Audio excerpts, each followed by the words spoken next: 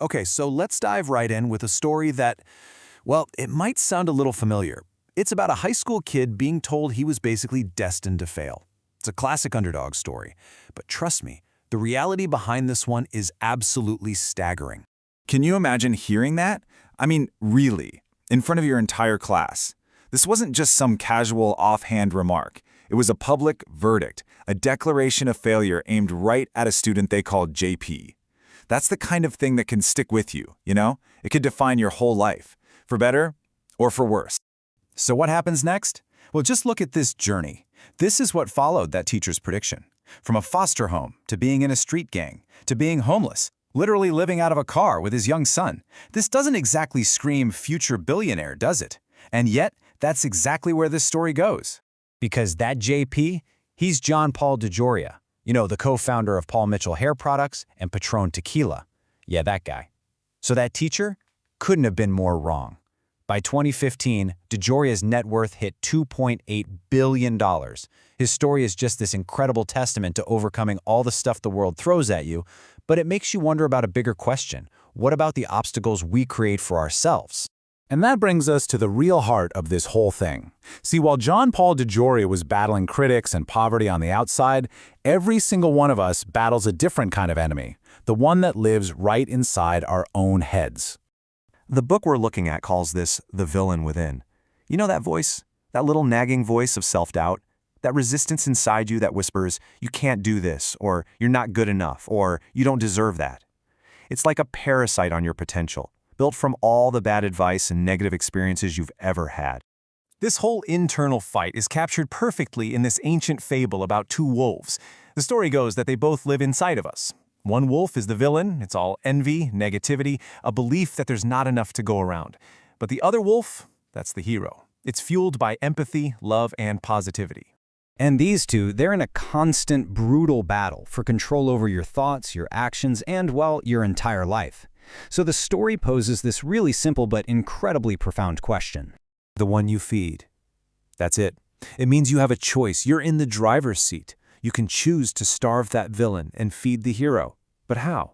How do you actually do that? Well, it all starts with getting crystal clear. See, the key to starving that bad wolf, that villain within, is to stop wandering around without a map. You have to know your destination. You need a vision that's so clear and so compelling that it just pulls you forward, leaving no space for that villain's doubt to creep in. The journey always starts with what you could call radical honesty. You've got to know your starting point before you can even think about plotting a course. And I'm not just talking about money, but everything. Your career, your relationships, your health.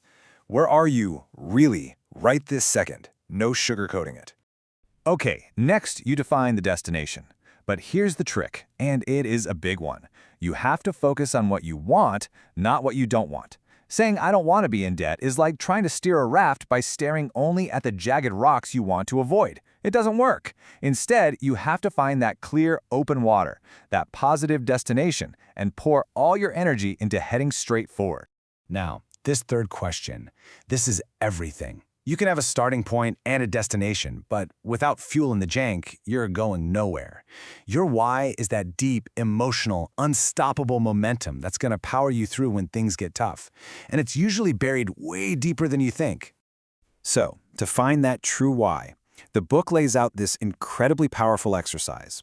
It's designed specifically to dig past all the surface-level, logical answers your brain cooks up and get to the real core motivation that lives in your heart.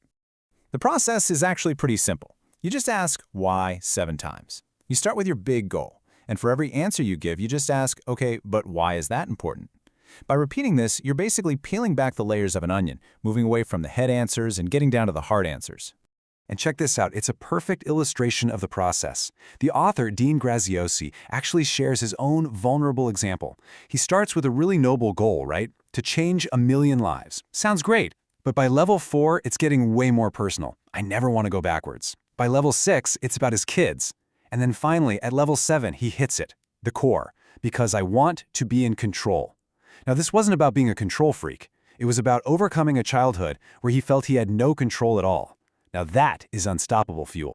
So once you find that unstoppable why, you might think the next step has to be some massive, life-altering change. But actually, the book argues for the exact opposite.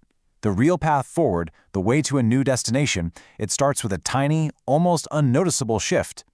It uses this fantastic analogy of a farmer. Imagine this farmer drives the exact same path to feed his cows every single day, for years. He's carved these deep, deep ruts in the ground. Now, to change his destination, he doesn't need to jerk the wheel and make a sharp 90-degree turn. No, all he has to do is turn the wheel just a quarter an inch.